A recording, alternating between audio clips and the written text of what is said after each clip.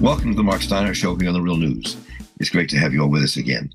As we all know, France just went to the polls. But first, let me tell you, I'm home a bit under the weather. But we had to get this program out given what just happened in France. So bear with me if the sound quality is not as great as we always have it, but it's an important conversation. And nobody thought this was going to happen. Everybody thought Le Pen and the right would win this election. The right would take over France. But the people had a different idea.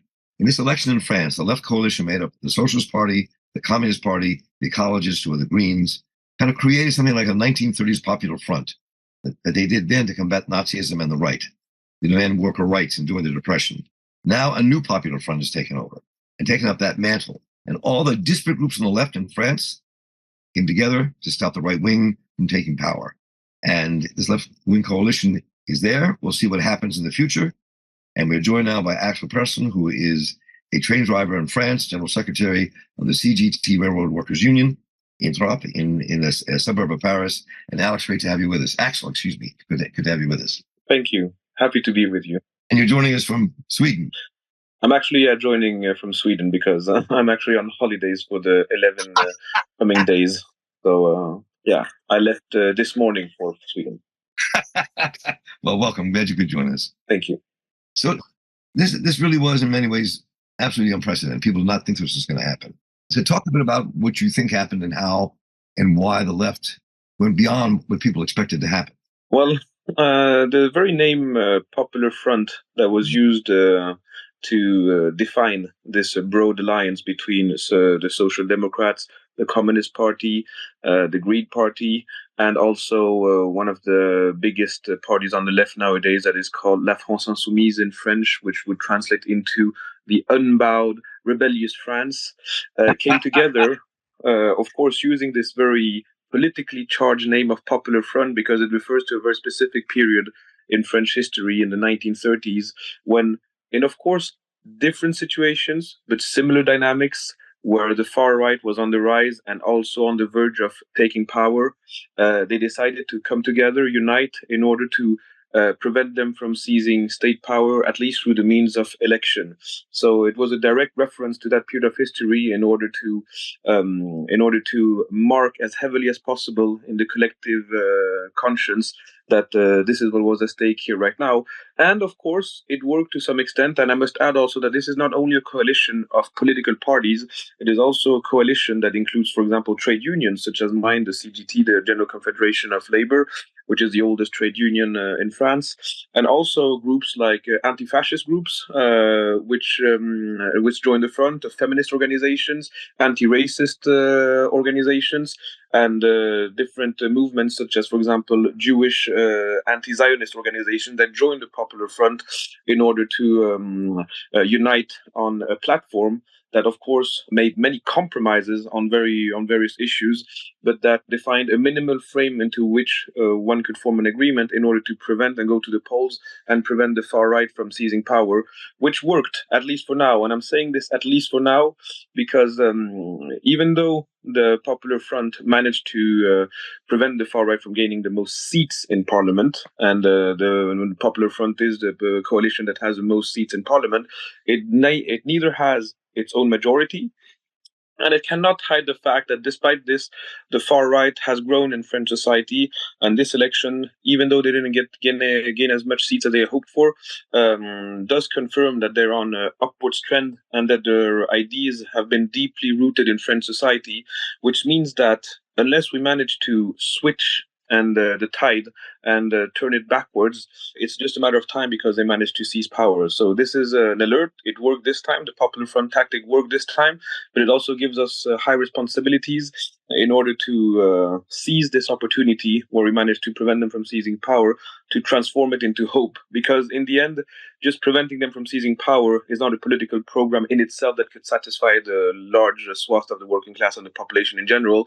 What we need to do now is take the offensive back, gain the ground we've lost, gain back the ground we've lost, and go on the offensive. And us as a trade union, what we are saying now is that the only issue at hand for us is to organize massively and use the weapons of our collective class, which are strikes, insurrections, demonstrations, because those are the only way into which we'll be able to transform the society, not institutional politics. Even though We do not underestimate the importance of elections, but in the end, that is not what is going to change radically the lives of the people who are demanding this disparate change in order to live in a better world, to put things simply. So that is our task at hand, which is actually the most difficult part. It's not the elections that were the most difficult, it's actually what's coming now. Well, let me just say, Axel, you said so much here. Let me see if I can get some of it out.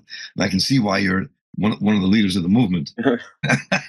But let's first of all talk about one of the things you said was how the right has grown and how to have a powerful base in France. Mm-hmm. Talk about, for all of our people listening, about the political struggle in France and why the right is so strong and why it surged, as it has in the United States, as it has in India, as it has in lots of places. But what's the French story? Why is there such a surge from the right? Well, there's many explanations, of course. The first one being, of course, that the far right is being financed and fueled by very powerful forces in French society. For example, there is a very, very famous, one of the most powerful billionaires in French society, who is called Vincent Bolloré, who is a CEO of an industrial empire, who has for the past decade now methodically bought up the massive amount of media within the written press, television, radios, and is now actually pushing and lobbying for the privatization of the public media in order to be able to privatize them, and has managed to push through this campaign and a massive amount of media campaigning, pushing basically far-right theories, shifting the blame that working people can lay on the issues they're facing, such as housing crisis, low wages, layoffs in factories, even insecurity, everything, literally, there's no exception to it, is being linked to issues such as immigration, ethnicity, or sometimes even religion. And that is a massively coordinated campaign that is being funded and financed by very powerful forces in French society who have a right-wing agenda. But the fact also that it has succeeded, because that is not the only factor, is also because of the weakness, actually, of the organized left. Even though it's stronger than in other countries, the fact that, for example, the Social Democratic Party, even the Communist Party, have been in power, most notably in the 80s and 90s, and even actually in 2012, have repeatedly failed and disappointed vast sections of the working class when they were in power, implementing policies that were against the working classes, or even sometimes pushing racist policies. I'm thinking particularly about the Social Democratic Party, which has led to a massive disillusion in politics, which has given way to this far right that, much like in the US, actually, where we have this quite absurd situation where billionaires, because it's literally billionaires like Trump, for example, as you have in the US, who are billionaires from the system, the establishment, and who manage to portray themselves as the anti-system candidates, which is quite absurd when you see where they're coming from and how they're being funded. But that is basically the dynamics into which they're managing to tap into the sentiment of large portion of the society here through that. And one of the things also, and I'm going to finish by that, is that we used to have in France the strongest communist party in the entire industrial world, which meant that it was not only strong electorally, it was also strong in society, in the grassroots. It controlled large neighborhoods, it controlled cities, and within these cities, they had organized a complete counter-society by controlling unions, controlling sport clubs, controlling all these associations that would help people with housing issues, even homework, everyday problems. And as this Communist Party participated in governments that disappointed large sections of the working class, this party progressively started its downhill phase and not disappeared, but got very, very weakened. And this whole counter society that managed to basically fight this narrative in the working class neighborhoods has been weakened a lot, which has given a leeway to the far right that has managed to tap into those communities that used to be organized by the communist movement and are now having a much easier time to basically dive into the collective psyche of the workers than it had before. So, just from your responses to the questions I asked, I can see we could spend days here, but we don't have days to spend. But I would like to kind of probe that a little bit more deeply, because one of the things I thought about in watching what was happening in France in this election is that it is emblematic of the struggle across the globe. Yes. So I'd like to hear your analysis as someone who's been a union activist, who's been fighting in the political struggles in France. Why you think, what your analysis is about why the left seems to have come apart, has lost power and its way, even though in France itself, I mean, you built this coalition that won the election or at least had more votes than anybody else in the election. That was almost unprecedented since the 30s to be able to put that broad liberal left and left coalition together to stop the right. So tell me, I just want to hear your analysis of why you think the left is having so much problem, and B, what do you think that holds for the future? Well, the what it holds for the future is that, of course, what made basically the left in this particular situation, and not only the political left, even the trade unions and all these associations that took part in that are part of the Popular Front, is the weight of history and the conscious and this very strong historical conscience of what happened last time when fascists were in power. That is something that is shared amongst the broad left, despite all our differences, because the lessons from the 30s basically were drawn that, we might have very, very vocal and very severe disagreements, very passionate disagreements amongst us on issues that are very important, such as, for example, Palestine, as issues that are currently going now, the war in Ukraine, even the pension reform on matters of internal French politics, on all issues. But in the end of the day, we know that the fascists, they don't care about our difference. They will basically smash all of us. They will put us in prison all. They will attack us all. They didn't actually, their groups, they don't discriminate in between us. They attack us all violently. So we don't have a chance. We don't have any other choice but to unite in order to fight for survival. And that is something that is very ingrained in the political conscience. But the reason why also we are in a weaker position than when we were before, though, is the fact that this collective counter society, this collective political ideal that another society is actually within reach, that we can build it, that we can transform it through collective radical struggles, has been abandoned by many of the political leadership of the historical left, who has traded it for institutional politics, which has left many disappointed. And that is not only the case in France. It has been the case in the UK. It has been the case in the US. It has been the case in many, many parts of the world. And this whole ideal that we can change the world to make it a better place by overthrowing the current system is something that is not being taught or not being vehiculated in our structures and our unions and our political parties anymore. It is nowadays being done again, which is giving more hope. But it is something that is vital because the far right prospers on the despair of the working people, and that is something we need to do, is be able to give a perspective and a hope that we can actually change this world. So, as a union man, helping to run the union, and as a political activist, how do you see that happening? So right now, we don't know what's going to happen inside the parliament. It's going to be, it could be just anarchic madness happening inside the parliament in France because nobody has a majority, right? Exactly. So that's A. Well, let me stop there. Let me hit that. What do you think is going to happen? Then I'll come back to the question about organizing for the future. But so what do you think is going to happen in the coming weeks and months, given the absolute divide and split in France as shown by this election? Well, the first maneuvers the establishment is going to make is going to try to divide the Popular Front amongst its more reformist elements and its more radical elements. They're going to try, for example, what they call the Centre Bloc, which is basically the political bloc formed around President Emmanuel Macron's bloc, basically, are going to try, for example, to convince parts of the Popular Front, such as the Social Democrats or the Greens, to join their bloc in a coalition that would basically implement liberal policies with him. And in exchange, of course, for things like ministries or different positions within the state machine. I'm not sure that's going to work because the pressure is so high on the Popular Front within the working class and within the popular neighborhoods, within our communities, that anybody who's leaves the Popular Front in exchange for this are going to get basically a very violent backlash from it. And what we are saying as union members is that there is no hope to gain from institutional politics. What has always worked in France, but all across the countries in the world in general, where there's a working class, is there's only one thing that works. It's when we go on strike. It's when we go on general strikes. It's when we organize a corrective upheaval of our forces. And we've proved it in the past. We proved it, and I'm not talking about the past that happened like 150 years ago. I'm talking about something that happened a few months ago. For example, in a very concrete example, in my industry, last year we were on a general strike with all other workers to defend our pension issues.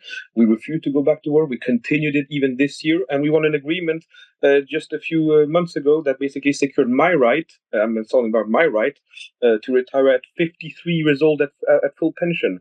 And that is possible. That was made possible not because we voted, right? It was made possible because we fought, organized, and made them cave in and made them made them bite the dust and not the other way around. So what we are saying is that as workers, the only issue forward is not to trust in what's going to happen in the institution, is what we're going to do as workers organized in the workplace, and using the most important weapon we have is to strike, because that's how you paralyze the economy, that's how you force them to cave into your demands. And it also demonstrates that without our labor, they can't do anything. They can't produce the profits they're living on. They can't produce their dividends. And it just comes to prove that they're the one needing us. We're not the one needing them. And this is a very political point, very important political point that we need to make, and that we're basically hammering through now. And even within the institutions, in order to force the institutions to bow down to our demands, we have to force them through our collective struggles. So this is the only line we're pulling in all the workplaces now, is that prepare for a strike, prepare for the general struggles now. So how do you see then that playing out in the coming months? I mean, you said this, you have this broad coalition, and there are some differences, obviously, inside this liberal left coalition that was built to stop the neo-fascists from taking power. Mm-hmm. So how do you see all that, given what you just described as well? How do you see that playing out? What do you think will happen over the next few months? Well, there's two options. If there is no massive mobilization within the popular neighborhoods, within the workplaces, within the unions, it will end up, unfortunately, as it will always end up when we don't force them to go into our demands, it will end up in tactical alliances within different parties within into the institutions, which will just lead to further disillusionment and disappointment. That is what will happen. But on the other hand, what may happen is that if this gives only a renewed sense of hope, and people take to the streets, take to the fight, basically, in all the places in society, whether it be in the universities, the workplaces, the neighborhoods, everywhere, basically, even the high schools. If people start mobilizing massively through demonstrations, occupations, and strikes, which we have proved we can do in a very recent future, then things might change for real. And this is also why the name Popular Front is important, because, of course, in the history in France, the name Popular Front refers to the government that was formed in 1936 and is associated in French social and political history with major social advances, such as paid holidays, collective agreements, reduced working hours, the 8-hour working day, etc., and also trade union rights. But what one must not forget is that most of the things that were gained in 1936 were not even on the political platform on which the Popular Front parties of 1936 went to elections with. What happened was that there was a general strike in June 1936 that lasted for a month, in which all the factories in France were occupied by the workers. And after 1 month long strike, the employers and the government were then forced to sign an agreement which gave all these advances and social rights, which we benefit still from today. And so that's what we're saying. We're saying, we revived the Popular Front, we revived the coalition, basically, the electoral coalition. What we need to revive now is what made it really interesting. It was a general strike that followed. And this may sound a bit like very simplistic, but there is no other way, actually. People are saying something else are just lying. So when you have a country like France and like the United States that are so deeply divided among the people itself, so like we have an election coming up, and people on the left here go, we despise Biden, we can't vote for Biden. But then again, you don't want the neo-fascists to take over the United States. That would be a disaster for our country and the planet, right? Yeah. So in France, how do you maintain this coalition and really kind of seize power so it can't be pushed out? Well, the fact is that we know that for the next year, the president does not dispose of the faculty to dissolve the parliament. So we know that for the coming year, basically the parliament is going to stay as it is at least for a year. But the thing is that... what does that mean? Yeah. Take us a step. I mean, so we just had this election in France. Yeah. And you're saying the president has the power to not allow it to take power, to take their seats, to change? What do you... I'm not quite on... I don't want to make sure I understand. Yeah, it's a very peculiar power the French president has, is that the French president has the faculty to what they call to dissolve the parliament. If, for example, for whatever reason, is what he just did. For whatever reason, he can decide that the parliament is no longer in session and new elections are being held. But he can only do that once a year, maximum. He can't do it like every day either. And what I'm saying also is that in the absence of a majority in parliament, because neither bloc has a majority, the constitution wasn't really tailored for such a situation. So we don't know what's going to happen because it wasn't tailored for that. And we're going to find out in the coming weeks what strategy Macron and the other parties are going to have. I can't really speculate on that because this is quite new, basically, in French society, in French political society. But what we do know, though, is that they're quite intent on not letting the program of the Popular Front being implemented. They've been very clear on that. So what we're going to have to do, and I'm always coming back to these fundamentals, is that this coalition was good in the sense that it prevented the far right from getting a majority of the seats in parliament, but it doesn't mean we have seized power as workers. I mean, when I'm going back to work after my 11 days of holidays, my bosses will still be there. They will still be holding the power over me in the workplaces. The banks will still be owned by the same owners who will still dispose of the same power. And what we are saying to the people and the workers listening to us is that is where the real power lies, and that is the power we need to seize. It's that power we need to target. So yeah, I'm not trying to avoid your question. I'm just saying that what we are saying as union now is that the only way to direct our strength and level our collective strength at those who hold the real power is to paralyze and shut down the economy. And I will say this because you mentioned a very divided country. It is true that it is divided. But what we have shown in the past, for example, last year when we were on the pension strike, Macron, and this is part of the reason he actually lost these elections, tried to implement pension reform that will raise the general retirement age to 64 for the general public. And when we went on strike, and society was massively paralyzed by our strikes, and this was a strike that was very massively supported by the working class and the population in general. Even their own polls show that more than 9 out of 10 working people supported our strikes, which means that even those who voted for the far right supported it, which means that there is common ground because we have common interests. And it is only in these periods when we manage to mobilize on our interests, on our objectives, with our methods, that actually the far right disappears from the political scene for a while, because that is the only time in society where we actually manage to unite, and actually everybody unites behind our banner, including people who vote for the far right and who are confused. So this is why we're saying this is a path forward. It is not necessarily only electoral politics. It is to manage to build mobilizations that unite us around common interests. And that is our role as a trade union. And that is what we can do. And that is why our responsibility is so important, because we are the only force that can actually and manage to do that. So that to me is, before we have to go, and I know we have lots to do today, so that to me is very fascinating, because what you're saying is you have to organize and keep pushing. So you've got this huge number of people in the parliament, but the issue is organizing the people, which also can bring in the right. And it makes me think about decades back when I was probably closer to your age, organizing. Mm-hmm. We organized a right-wing racist neighborhood in coalition with a black neighborhood to fight for their rights, both on the docks and also in terms of housing rights. Mm-hmm, exactly. And you're saying that's the same approach it seems you're taking in your strategic thinking about how you build on this and not allow the right to come back. Yeah, exactly. That's the key to it, because at the end of the day, even if it's very difficult to admit, because what some of these people are saying when we're talking about society is very difficult to hear sometimes when we're discussing, it's very racist theories, it's extremely violent. But at the end of the day, even if they ignore it, and it's not about being paternalistic or anything or condescending, even if they ignore it, they as workers have the same interest as the other workers, regardless of their skin color, regardless of their gender, regardless of their religion. Even if they ignore it, they do have the same interest. And they actually do realize it only in periods where we as unions manage to mobilize the entire French society around our common objectives. And we've proven that this is not like an abstract theory. When we go on massive strikes as pension issues, they support us. And that is actually the moment where they actually join people they theoretically hate when they vote. That's the only time of the year, basically, where they actually join and fight with them. And that is in these moments where we can build beyond like abstract discussions. We can build concrete common mobilizations and make their consciousness evolve into something more progressive, basically. And for example, right now, many workers are facing issues such as insufficient wages to meet their needs, their daily needs, or housing problems. Some of them will say, for example, that housing problems are due to immigrants taking better housing, or that lower wages are due to immigrants doing it for lower wages than their whatever.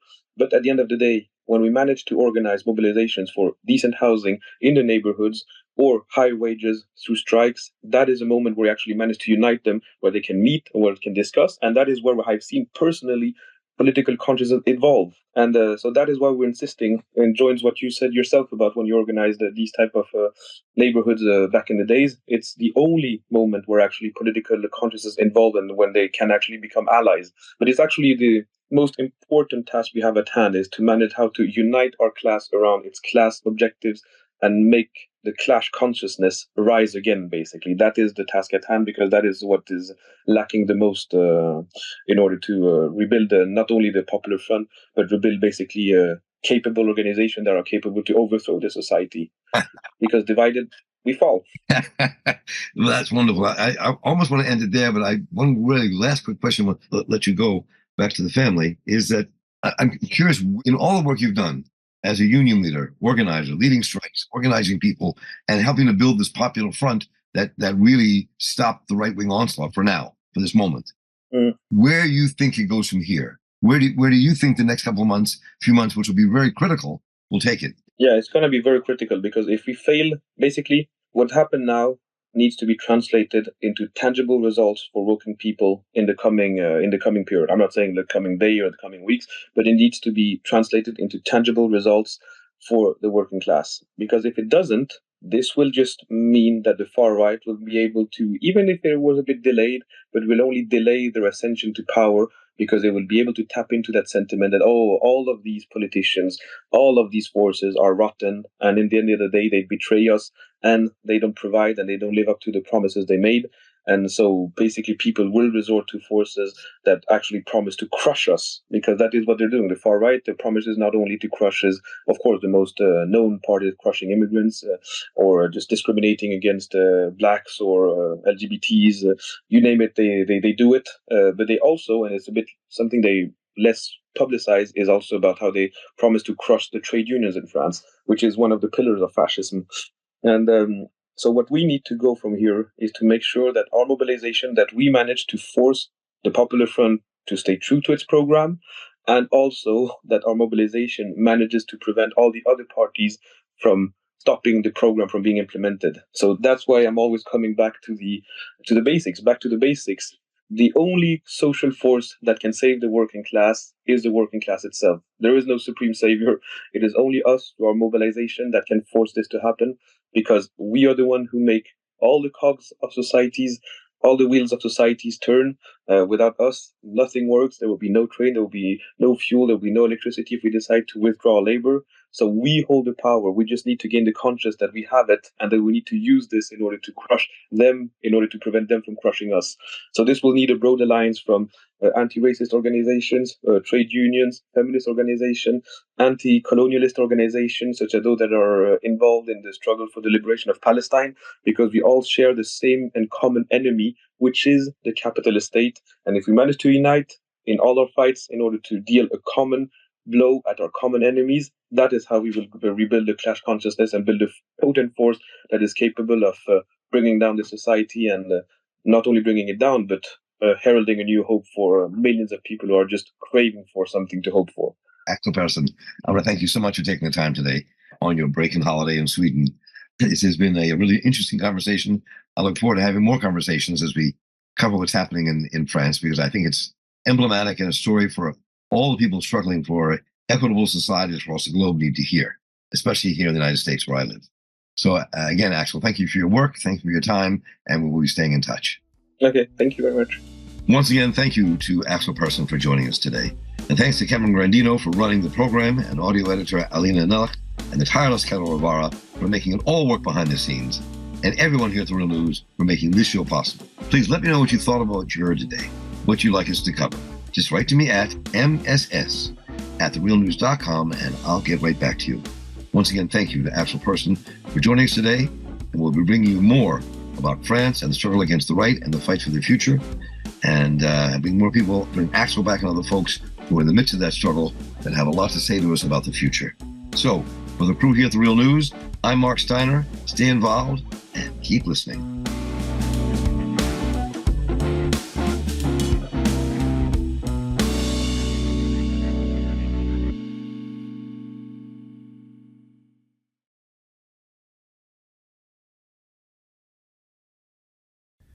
Thank you so much for watching the Real News Network, where we lift up the voices, stories, and struggles that you care about most. And we need your help to keep doing this work. So please tap your screen now, subscribe, and donate to the Real News Network. Solidarity forever.